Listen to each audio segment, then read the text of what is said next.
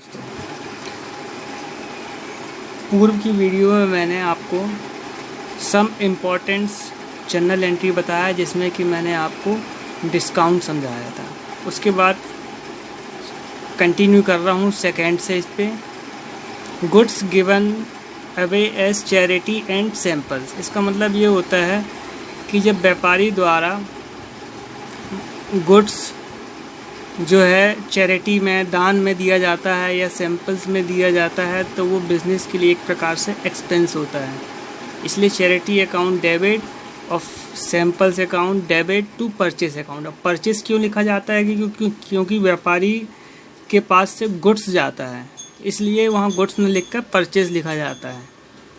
तो जो इसकी एंट्री होती है charity account debit, samples account debit to purchase account. Number third, drawings का मीनिंग ये होता है कि बिजनेस का जो ऑनर्स होता है, मालिक होता है, स्वामी होता है, उसके द्वारा अपने पर्सनल यूज के लिए कैश विड्रॉल करना बिजनेस से या किसी प्रकार का गुड्स विड्रॉल करना बिजनेस से, तो वो ड्राइंग्स कहलाता है। तो उसकी एंट्री होती है drawings account debit to cash account to purchase account. अगर फर्म से या बिजनेस से उन्होंने कैश निकाला है तो टू कैश लिखेंगे, drawings account debit to cash account.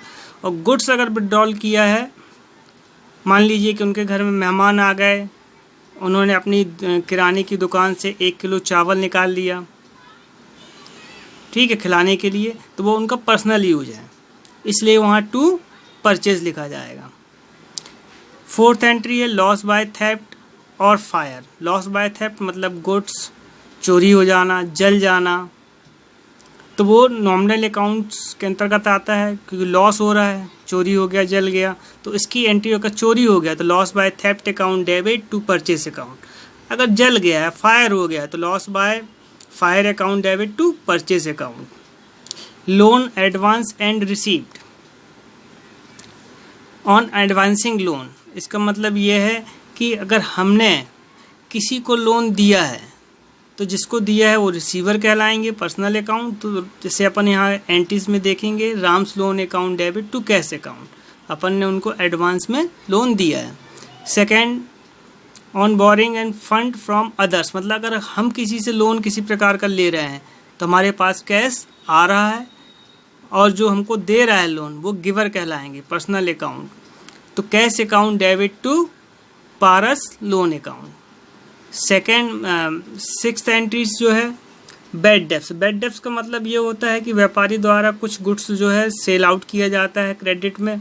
अगर किसी व्यक्ति ने या कोई डेटर्स है उसने पैसा उस गुड्स का नहीं दिया, ठीक है, उधार ले गया लेकिन उसने पेमेंट नहीं किया, तो एक समय तक ही देखा जाता है जब अकाउंट मेंटेन होता है तो उस समय जो पैसा नहीं मिल पाता है तो वो बैड डेब्ट्स कहलाता है कि टोटल डूब गया है।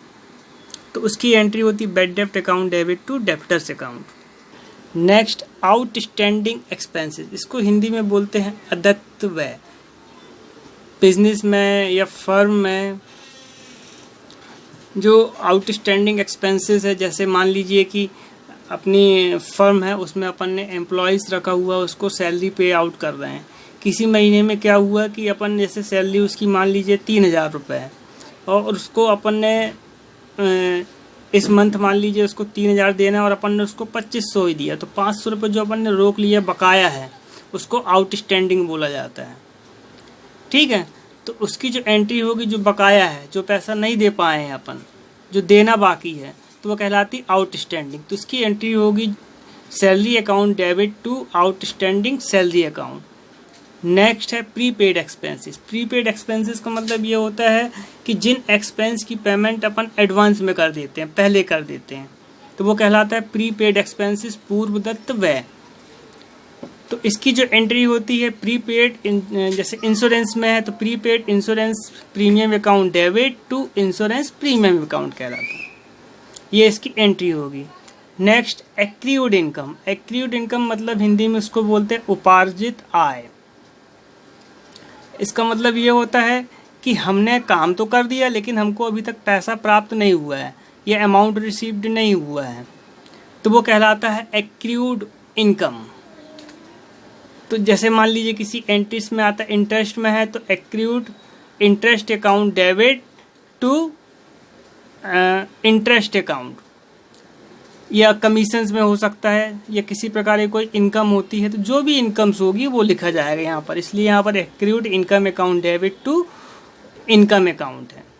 इसी प्रकार से नेक्स्ट है इनकम रिसीव्ड इन एडवांस। इसका मतलब ये है कि अपन ने किसी से पैसा ले लिया है लेकिन अभी तक काम नहीं किया है, ठीक है। तो ये इसकी जो एंट्रीज होगी, income account debit to income received in advance account, जिस भी इनकम पे आ जाए। नेक्स्ट है डेप्रीसिएशन। डेप्रीसिएशन का मीनिंग ये होता है कि जो फिक्स एसेट्स की वैल्यू में जो धीरे धीरे कमी आती है उसको डेप्रीसिएशन बोला जाता है।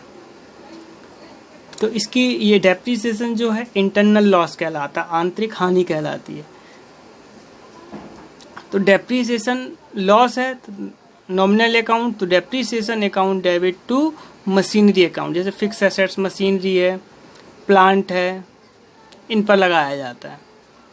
नेक्स्ट है interest on capital. Interest on capital का मतलब ये होता है कि ऐसे व्यापारी, ये बिजनेसमैन है जो कैपिटल फर्म में लगाता है, बिजनेस में लगाता है, तो उसमें फर्म के द्वारा उनको इंटरेस्ट दिया जाता है, तो उनके लिए इंटरेस्ट दिया जाता है, तो वो कहलाता है इंटरेस्ट। कैपिटल में जो इंटरेस्ट मिलता है उसको बोलते हैं इंटरेस्ट ऑन कैपिटल। तो उसकी एंट्री होती है interest on capital account debit to capital account.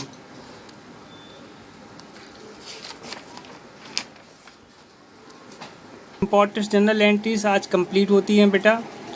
और नेक्स्ट जो वीडियो में अपलोड करेंगे उसमें मैं बैंकिंग ट्रांजैक्शन से संबंधित समझाऊंगा। बैंकिंग ट्रांजैक्शंस कंप्लीट होते ही आप अपनी शिवलाल की बुक से कोई भी क्वेश्चंस आप कर सकते हैं, और उसके बाद तुरंत मैं उसमें प्रैक्टिकल प्रॉब्लम भी सॉल्व कर करके आपको दिखाऊंगा।